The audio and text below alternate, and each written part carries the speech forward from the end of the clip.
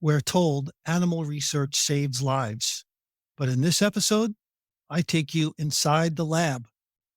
Keep listening and hear from a former lab worker, and you'll learn about a system where animals suffer, workers are harmed, and human health may not be winning at all.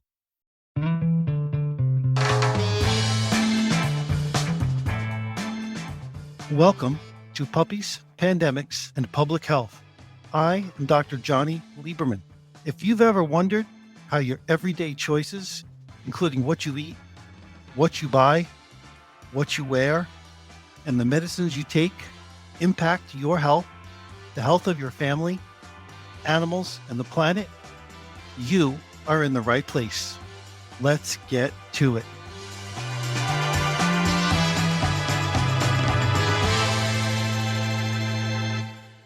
Madeline Krasno is a former primate lab worker turned advocate for compassion and transparency in science.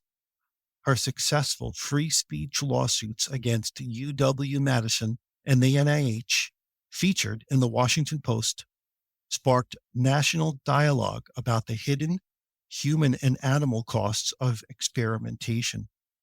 Today, she is executive director of Justify, a nonprofit creating space for current and former animal research professionals to process their experiences, reclaim their voices, and help build a more ethical, human-relevant future in science. Madeline holds a master's degree in humane education from Valparaiso University and a dual bachelor's degree in zoology and child development from the University of Wisconsin-Madison. Her background spans animal care, wildlife rehabilitation, curriculum development, public speaking, outreach, and community building. Welcome to another episode of Puppies, Pandemics, and Public Health. I am Dr. Johnny Lieberman, and today we have on the show Madeline Krasno of Justify. Madeline, thanks so much for joining us today. Thank you so much for having me. Madeline, let's start with what would be the one most important point that you'd like our audience to know? If there's one take-home point that they should not miss from our show, what would that be? So the main takeaway that I would say for Justify's work and for this conversation is that there is a very large psychological impact for the humans who are working in animal research, and that this impact only further tells us that we need to be moving away from animal research. It's not just the animals who are being harmed. The humans who care for them are often deeply suffering as well because of what it's like to care for these animals in labs. We talked a lot about animals and research and what the pathway is, a lot of the downsides, but lost from that conversation to many is exactly what you brought up. The workers, what's it like for them? And you have firsthand experience in that setting? I do, yes. I was a caretaker for over 500 monkeys at the University of Wisconsin-Madison's Harlow Primate Lab back when I was in college. So I had about 2 years that I spent part-time as a caregiver for these animals that were bred and used and basically killed in the name of science. So as a caregiver in a facility that performs research on animals, what were your day-to-day roles? So my role consisted of things like preparing enrichment for the animals. Now, enrichment sounds better than it is. So enrichment could be anything from a quarter slice of an apple or setting up a TV that the monkeys could barely kind of see from their cages that would give them some sort of visual or sound enrichment. There were these plastic kind of feeders. There was tube shapes and ball shaped. And basically we'd stuff them with popcorn and cereal and hook them to the monkeys' cages. And this would give them something to do for honestly a few minutes. But it was a lot more time consuming to do this for all of these animals than what it actually amounted to be for these individual animals, if that makes sense, because you're trying to do so much, but for a large number of animals. In addition to this, the weekends that I worked, it was two of us students who were generally responsible for the care of these monkeys. So what that meant is on the weekends, two of us would be checking the health of these monkeys. So we'd be going through looking at individuals, oftentimes with flashlights because the lighting wasn't great, looking for injuries, looking for menstruation because they were breeding these animals. We were feeding them, checking their waters. We were giving them medications if they needed medications. This would even include injections if they needed shots. So I was trained to do that. Well, trained may be a nice way of putting it, but and then we would hose down all of these rooms and kind of the drop pans where all of the feces and urine came down. I mean, these monkeys were living in these tiny cages, barely larger than themselves, some of whom were alone. Some lived with maybe one other monkey, generally speaking. And that was when everything went smooth. But of course, when you're caring for animals, especially wild animals like monkeys, a lot can go wrong or take place that is unexpected. And there was a lot of stress with that, a lot of emotion with that. And some of these weekend days went really long and honestly broke my heart at times. So, what motivated or inspired you to take this job and work in this space? I was inspired by none other than Jane Goodall, actually. I always looked up to her compassion for animals and specifically her work that she was doing with chimpanzees. And so I actually wanted to work in primate conservation. And so when I took a college course that was all about primates, it was called Animal Behavior, the Primates, it kind of re-inspired this desire in me to follow in her footsteps. And the person who taught that course was actually the director of the primate lab that I went on to work in. And the course itself did not prepare me, to say the least, for what I was going to see, feel, be a part of in an animal lab. I just thought this is a great way for me to get something on my resume that is working with primates. I'll get to take care of them, and I'm a caretaker. I can do that. I didn't know the heartbreak and the moral injury that I would go on to experience. I was sort of, what's the term? Like, you have these rosy, Rose-colored glasses you went in rose-colored with? glasses. Yeah, just thinking like, this will be great. They take really good care of the animals. That's what I'm being told. And don't get me wrong, we try to take really good care of the animals. I mean, I wanted to do everything in my power to make their lives less bad. But there's only so much you can do in this type of setting when their bodies, their lives, it doesn't even belong to them. I felt really derailed for a long time. And even though I was thinking, yes, I want to go into primate conservation, at the same time, I was sort of being like internally destroyed by what I was a part of and starting to question just our treatment of animals, not just in labs, but in society as a whole. So, thank you for sharing that. I could certainly see why you or anyone with similar interests might be drawn to do that work. You care about the animals. You'd like to make a difference and help to improve their lives in something that is generally viewed as important. Research, experimenting on animals, maybe even necessary. You're drawn out of a selfless need to help and contribute and make their lives not good, as you suggested, but less bad And I think that's an important difference. And that might be something I hope we convey to our listeners as we go through here. I have spoken with researchers and former researchers, and every single facility has almost the same line.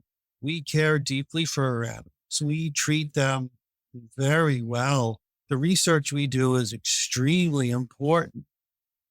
It's almost the same verbatim time after time after time. And it's important not just for this space, but I feel like in 2025, in a lot of scenarios, we don't necessarily take what other people tell us for granted. Yeah. There is often an ulterior motive or a muddy motive for the message you're hearing. We want your money, so we're going to try and tell you this, or we get money as a result of doing this, so this is the story we're going to tell to make it sound better. You Yeah. can't believe everything you hear. So, Madeline, you went in with these great ideas of being able to make a difference for the animals. And how did things change for you once you were there? What did you see? What did you experience that changed your mind?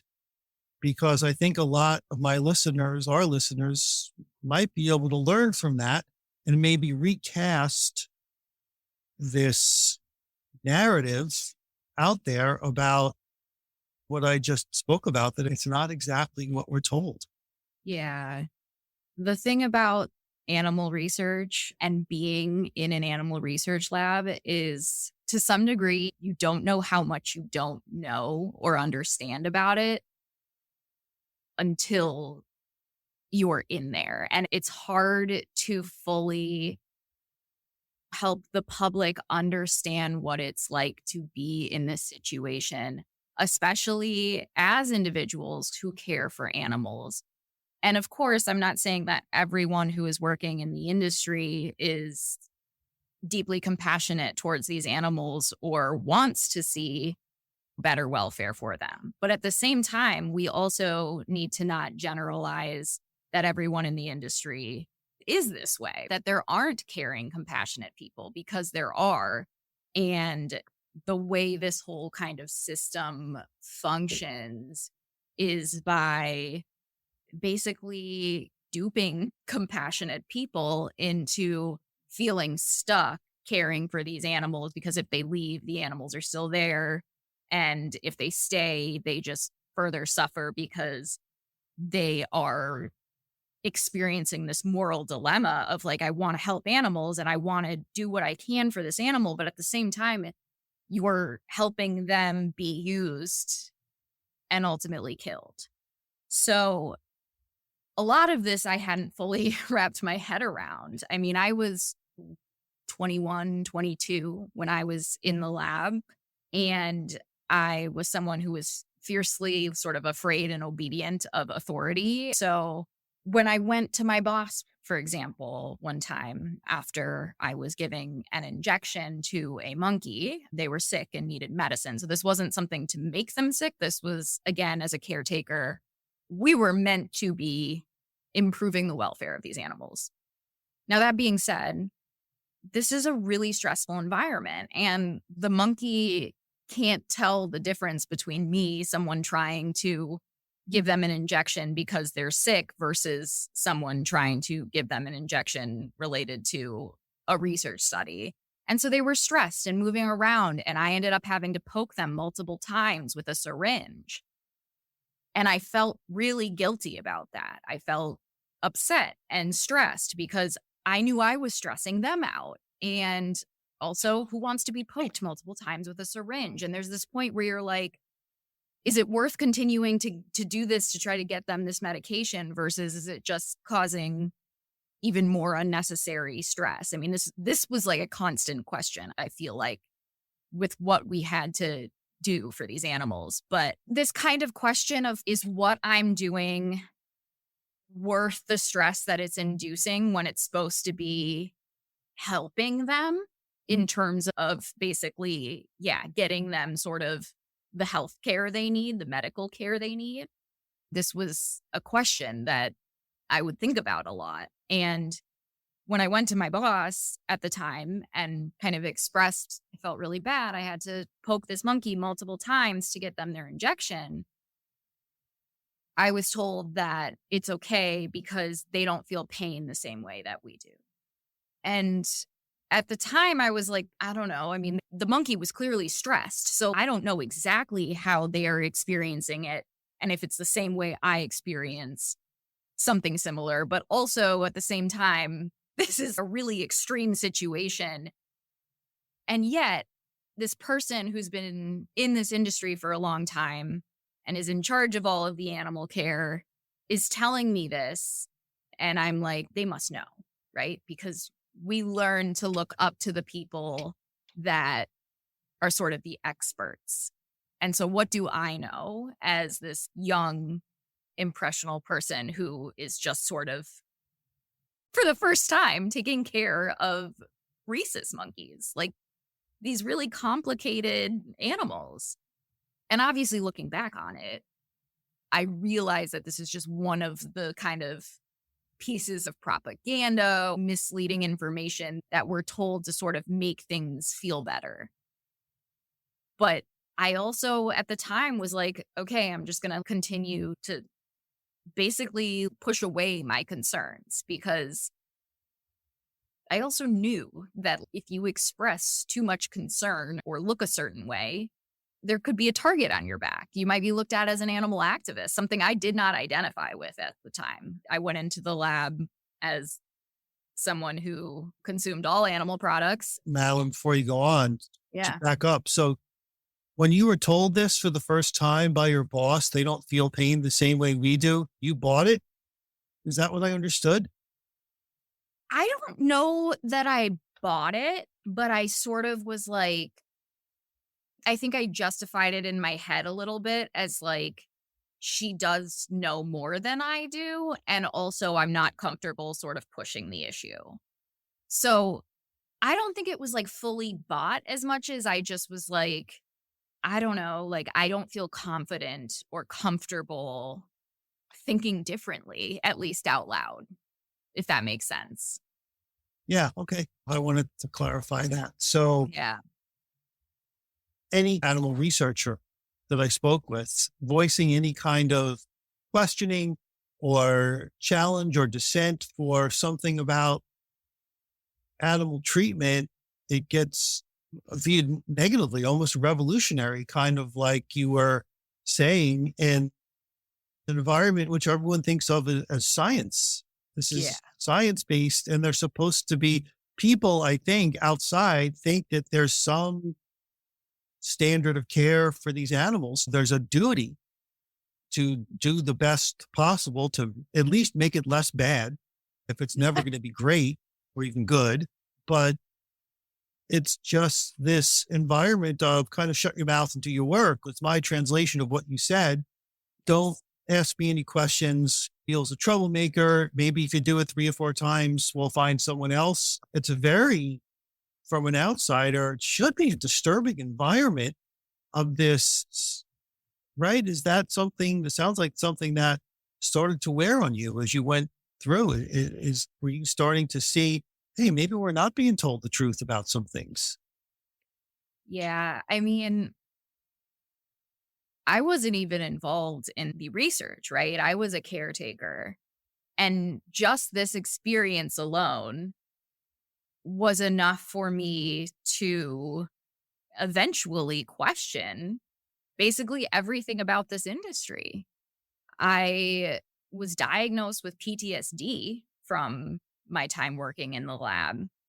And I've come to understand over time how my body was basically learning to deal with this sort of perpetual state of trauma that I was in. So I was dissociating during my time there. I don't remember as much as I wish I did, frankly. And I know that's like a self preserving thing that we as humans do with trauma. But at the same time, I wish that I could share even more stories. But it was so hard on my heart. And I don't mean to center myself in this at all, because what the animals are experiencing is absolutely awful as well. But it is important to look at how this industry functions and how the humans involved, they also become pieces of or pawns in this thing to do what needs to be done for quote unquote the greater good. And it's all kind of said to progress human health, right? Like something that benefits humans. But the irony is we are completely leaving out a major cost of this research. Like, we talk a lot about the cost for animals, right? Non-human animals. But what about the human cost to this research? And the more that I sort of started connecting with others who had been a part of this industry, as you said you've done, the more I started to realize that there are a lot of stories that need to be told. And if we start to hear more from the people who are a part of this industry that don't agree with it anymore, the story is going to start to change, and the future of science is going to change too, and definitely for the better. Yeah. Thank you for sharing all that, some of the very personal experiences that you've had. And you're helping me. Right now, trying to change the story, change the narrative. We're not going to talk too much about the science of animal research. I had another full episode with a former animal researcher who made money for years doing research on animals until he had a bit of, so I don't know if epiphany is the right word, but he said, what am I doing this for? He knew he was putting animals through hell. He saw experiment after experiment after experiment failing, millions, if not billions of dollars being wasted, animal lives being wasted for nothing. And smart researchers' time being wasted for nothing that's going to yield any benefit to humans. And brings me, I just wanted to emphasize what you said, a few words which bring it all together. At what cost? Right. Yes, animal research has yielded helpful human medicines. At what cost? It's also harmed a lot of people because animals are such a horrible model for humans. You could have a drug look safe and effective, and it goes into humans and whoop, unexpected side effects, sometimes that lead to death. Yeah. So at what cost? Anytime you think about the good that we're supposedly doing by torturing animals and putting through all these horrific experiments for an extreme slim chance that we're actually going to find something that works, at what cost? Is it really worth it to society especially when we have better options available? At what cost? So the workers, the human toll we're learning about today, which you may not have been aware of. I was not aware of until I first heard Madeline talk not too long ago. It's real. And for those of us who don't have PTSD or don't know someone who has, I'm sure you know much more about it than I do. Can you maybe and generally is fine without going into anything too personal, just maybe in a few minutes, if you could summarize what kind of conditions lead to someone getting this diagnosis and what happens? What's your world like when you get it? And how does that tie into the work you were doing?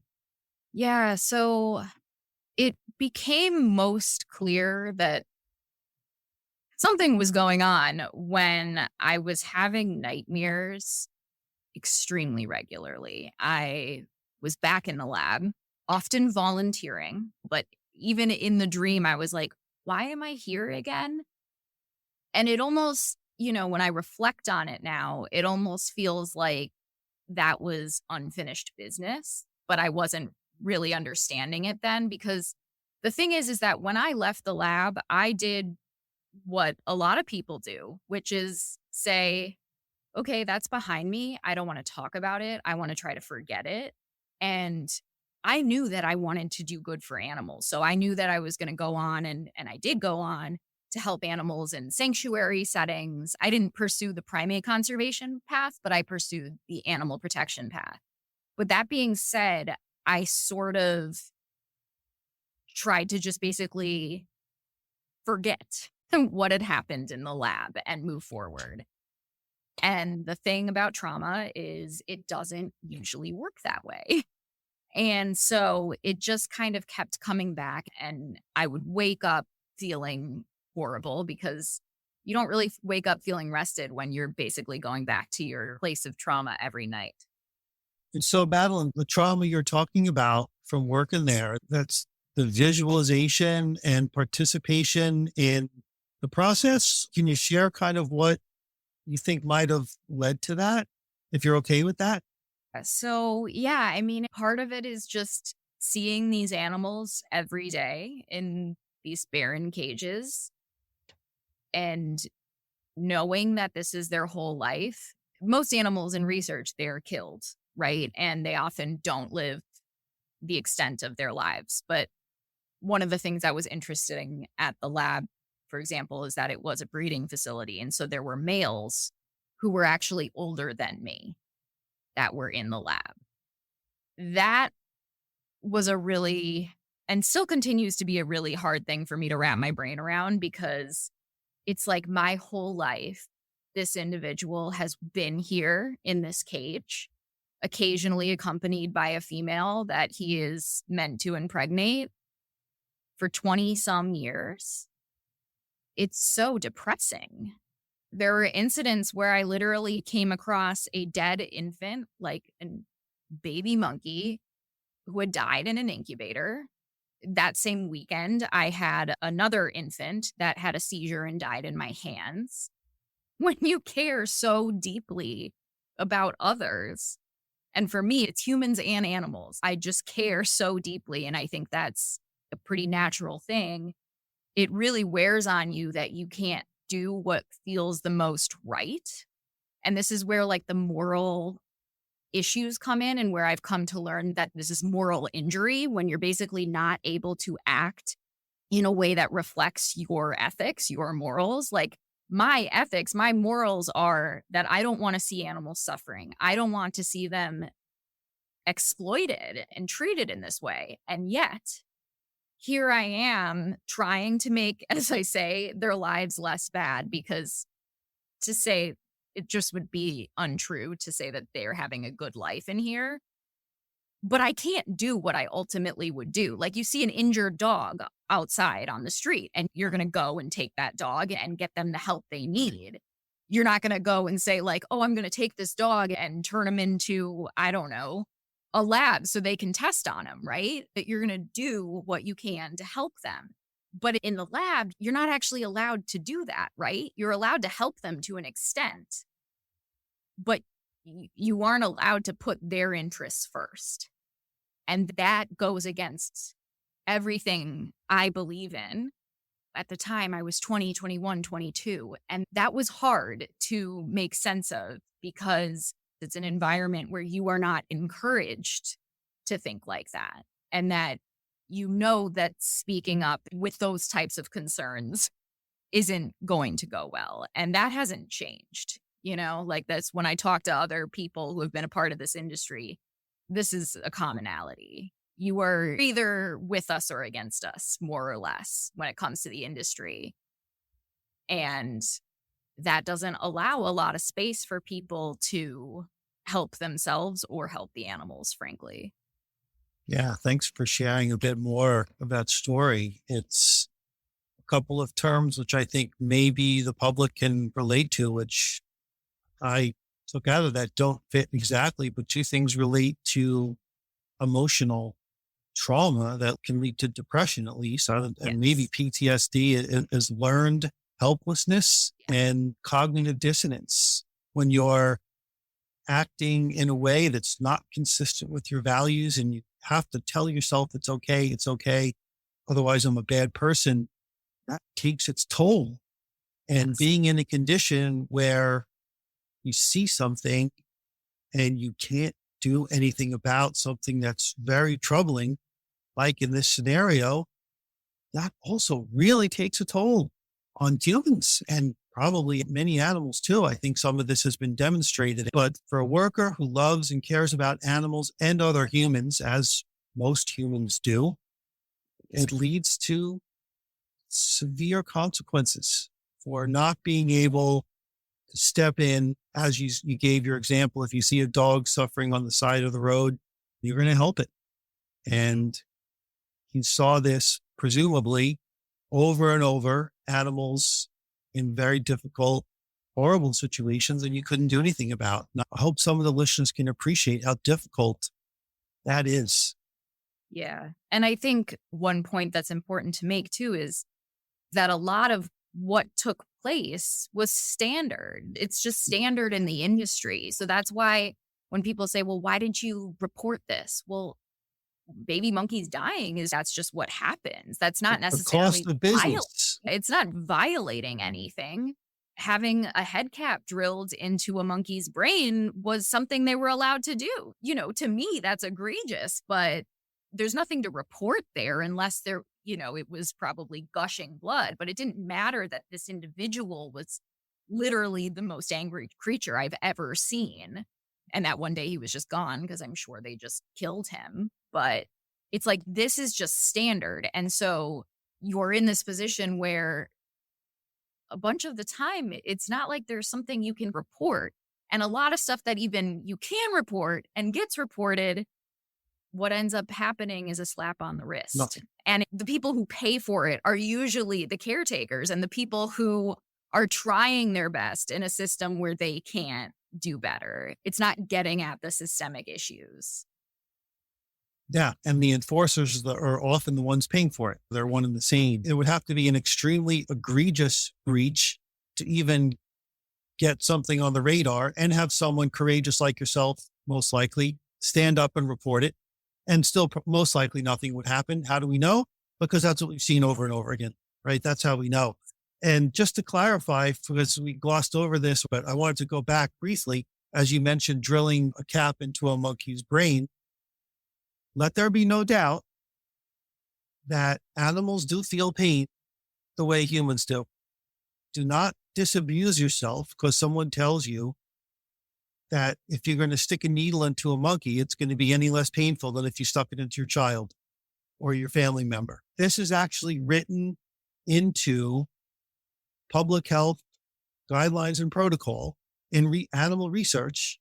It's a presumption that if you don't know if a procedure or intervention is going to cause pain, the assumption written into the law and the protocol is if it causes pain in a human, you are to assume it causes pain in an animal. And so there is ample body of evidence behind that, certainly for primates. If you think, oh, they're just a monkey, they're just a dog, they're just a cat, they feel and experience pain. They have the same social needs and demands that we do. They mourn their young. They show empathy. They show the same protective natures that we do. Would you let your dog go under any kind of procedure without anesthesia? I don't think so. I don't think you let him have even a tooth pulled without anesthesia. So it's not any different for a monkey or a cow or a pig that's getting castrated without anesthesia. They feel pain. So I just wanted to briefly touch on that and disabuse anyone of the idea that there's any truth to that. Yeah. And also, not just pain, but the stress. It tells you that you should be questioning anything that comes out of these labs based on how stressed these animals are, because how can you possibly get any sort of useful information, especially when it comes to psychology studies, when you're dealing with animals who are inherently so stressed at their baseline. No, great point. Getting to the whole validity of a lot of the studies we have. You wouldn't want to study humans in captivity. They're not exactly the ideal audience. And animals in captivity, it's not very different. They're highly stressed. Their hormone levels are way different than an animal at rest. Immunity is different. Mhm. So much of what's going on is different in that captive state. It's a no wonder close to 100% of experiments in animals yield nothing. I'm glad you brought that up. I did want to touch on that, but that's such an important point. The physical injury, the emotional injury they suffer is real, very real. And Madeline and others taking care of those animals experience that. What else would you like to share, Madeline, from other surprising things that you learned or how it affected you, or do other of your coworkers share similar experiences in terms of difficulties dealing with it and moving on? When you say coworkers, individuals that I had worked with Correct. during the lab, Yeah. actually, when I finally decided to start speaking publicly about my experience, I did hear from one of my former colleagues and was surprised to know that they had been struggling that time too. And we just never knew because, again, you're in this environment where you're not really encouraged to talk openly with each other. So you don't necessarily know what others are thinking or if they're just sort of like, yep, this is justified, going to kind of go along. And so that was a pretty emotional realization and also just kind of furthered my understanding that there are so many people out there who are likely not sharing this because they don't have the community or the support to do so. And it's just easier to sort of stay quiet. And this is one of the things that prompted the founding of Justify, which is the organization that I'm the executive director of now. And I am a co founder. And Justify is building this community of current and former lab workers who need a space to talk openly about their experiences, to understand what is psychologically taking place and provide resources and help them heal from this. And also ultimately create this community where it's like power in numbers, right? The more of us you hear from, the more you're going to see that it's a moral and cultural imperative for us to move away from animal research and towards animal free, human relevant technologies. Yeah. That's extremely valuable. Put that in the category of feeling validated. Sounds like you thought you were alone while you were there for most of the time. Truth is you weren't, but you didn't talk about it because it was discouraged. And we all need that, especially when we're suffering and going through something difficult. We often learn that we're not alone. We just haven't found the right person to share it with, perhaps, or someone who has had similar experience, but they're most likely out there. And Exactly. the work you're doing at Justify, building this team and this increasing awareness, it's just fantastic. It's a story that needs to be told. It's a group of caring individuals which need a community, and Hmm. to make, on a personal level, to make them feel better about themselves, the contributions they've made, the work they've done, and to affect change Yeah. in something which, like you said, change needs to happen. And it happens because of what you're doing to Justify. It's a great organization you have, Madeline. Thank you. Anything else that you would like to share before we close? If any of our listening audience feels like some of this is very interesting and they want to learn more, where can they go to learn more about this, or what can they do as individuals if they want to try and support this effort or the cause? Yeah, absolutely. They can find us on social media. We are on LinkedIn, Instagram, Facebook, Blue Sky, and Reddit. Justify Global is our name on these platforms. And then they can subscribe to our newsletter. That would be great. Reach out if they're wanting to kind of get further involved. I mean, we're really trying to start building out our volunteer opportunities and our websites, whenwejustify.org. We've got a lot of resources on our website for learning more and are continuing to build those out. So there'll be more to come. And for any former or current animal lab workers who might be listening, We have a confidential encrypted platform where you can reach out to us, share your story.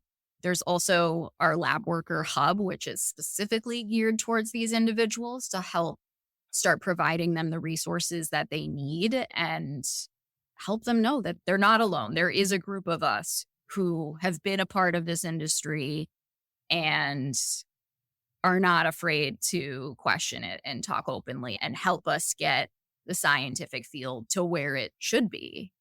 Great. Thank you so much, Madeline. Please do check out Madeline's website. Lots of great information there, connecting people, getting the message out, and learning more so that you can make more informed decisions going forward that most align with your values. And with that, we are going to close. Thank you for listening to Puppies, Pandemics, and Public Health. Thank you, Madeline, so much. Thank you. Thanks for listening.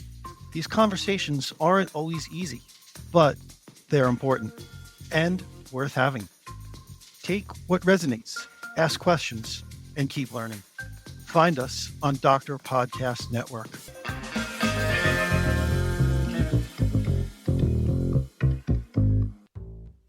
The content of this podcast is for informational and educational purposes only. It does not constitute medical advice nor legal advice, and it cannot replace professional consultation with your doctor, lawyer, or other licensed expert. Always seek guidance that's specific to your situation.